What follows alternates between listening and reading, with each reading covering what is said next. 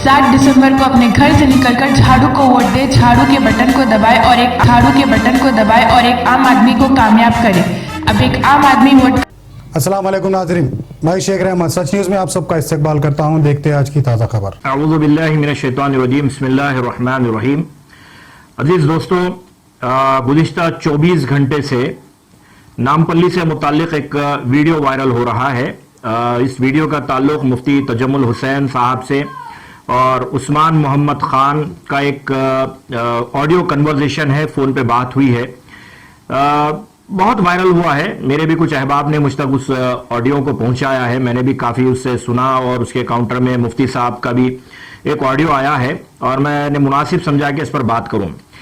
पहली बात तो ये है कि मुफ्ती साहब को नाराज़ नहीं होना चाहिए, क्योंकि हज़रत उमर रज़ी अल्लाह तआला अन्हु का वाक़या है कि जब वो एक मरतबा अपना कुर्ता जो तकसीम हुआ था वो पहन के ठहरे थे, तो एक शख्स ने उठकर सवाल कर दिया कि जिस हिसाब से तकसीम हुई है उस तकसीम से कुर्ता तो नहीं बन सकता। तो उसका जवाब हज़रत उमर के फर्जंद ने दिया कि मेरे हिस्से का भी कपड़ा मैंने दिया है, लिहाजा मेरा और मेरे वालिद का मिलकर मेरे वालिद ने कुर्ता पहना। तो एक वक्त के खलीफा नबी करीम सल्लल्लाहु अलैहि वसल्लम के साथ ही हज़रत उमर से जब सवाल किया जा सकता है तो मुफ्ती साहब से भी सवाल करना कोई गलत बात नहीं है, और जो भी सवाल किया गया है उसके पस मंज़र से मैं भी वाकिफ हूं। दरअसल हो ये रहा है कि मजहबी तौर पर और दीन इस्लाम को इस्तेमाल करते हुए हमारी अपनी मसाजिद को इस्तेमाल किया जा रहा है मखसूस पार्टियों, मखसूस टोलों, मखसूस जमातों की तरफ से।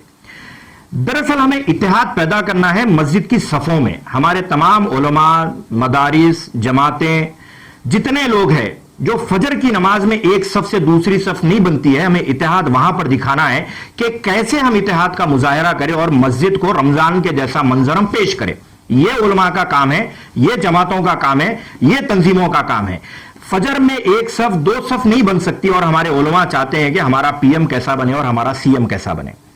उन्हें बिल्कुल हक है कि पीएम और सीएम कैसा बने, वो कह सकते हैं, अपनी राय रख सकते हैं, लेकिन राय उस मकाम पर रखी जाती है जहां पर फिरका परस्ती का जोर है। अल्हम्दुलिल्लाह हैदराबाद पाक है, फिरका परस्ती से पाक है, यहां पर बीजेपी का कोई वजूद ही नहीं है। गैर जरूरी के बताया जाता है कि बीजेपी से लड़ाई है, बीजेपी से लड़ाई है। तो राजा सिंह 4 साल से अम्मा बहन कर रहा है, 1 किलोमीटर के फासले पे जाकर राजा सिंह का मुंह नहीं बंद कर सकते, तो फिर पीएम मोदी और योगी की हम बात करना ये बेवकूफ पने की बात है।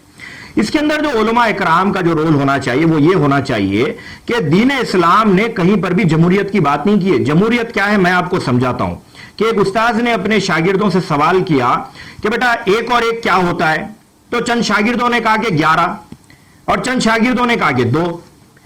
उस्ताद कहने लगे कि भाई अच्छा 1 और 1 11 होता है, कितने लोग हैं हाथ उठाओ। तो चंद शागिर्दों ने हाथ उठाया और चंद ने कहा कि चलो 1 और 1 2 कितने हैं हाथ उठाओ। तो उसमें 1 और 1 2 बहुत कम शागिर्दों ने हाथ उठाया और ज्यादा शागिर्दों ने 1 और 1 11 पे हाथ उठा दिया, यानी 1 + 1 = 11। तो उस्ताद ने कहा कि जमहूरियत यही है कि जमहूरियत का मतलब यह होता है कि number of hands, number of heads.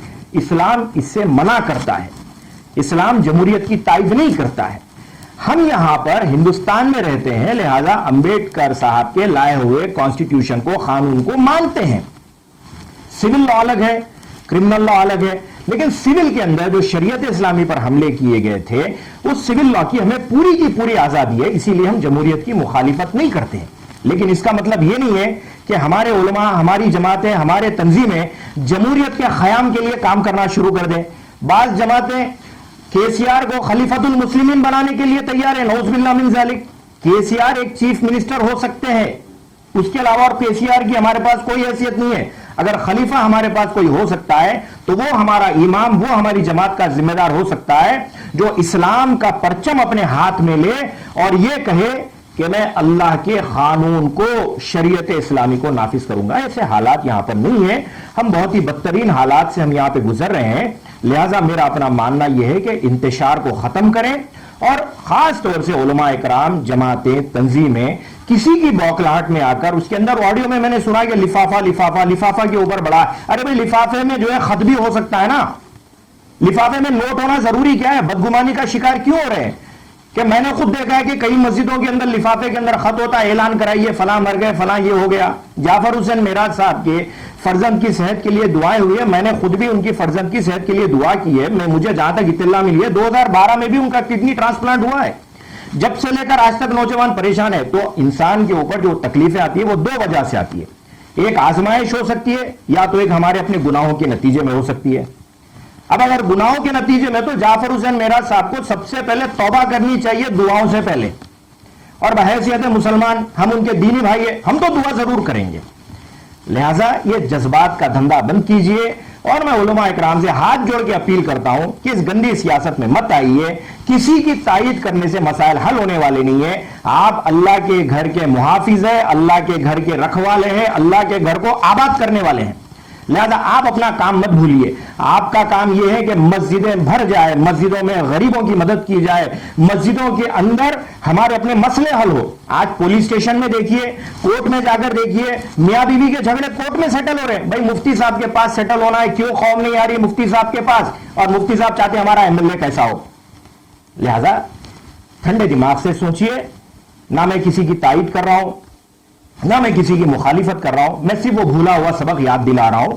اور اگر کوئی سوال بھی کرتا ہے تو ناراض نہیں ہونا چاہیے. اور ہمیں اللہ کے گھر کو آباد کرنا چاہیے.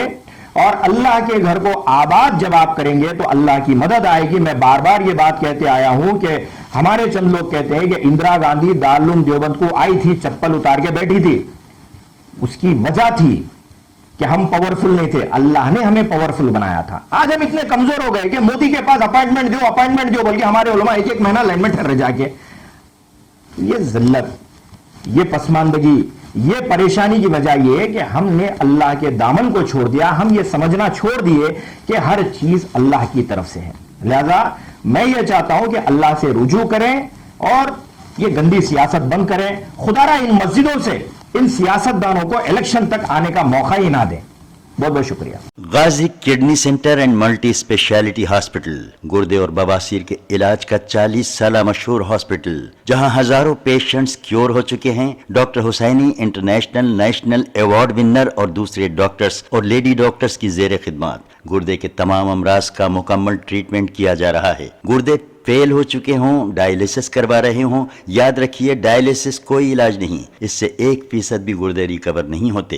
ہاں, ڈائلیسس ٹیمپرری ریلیف دے سکتا ہے, لیکن ہمارے ٹریٹمنٹ سے گردے پھر سے فنکشن میں آ سکتے ہیں.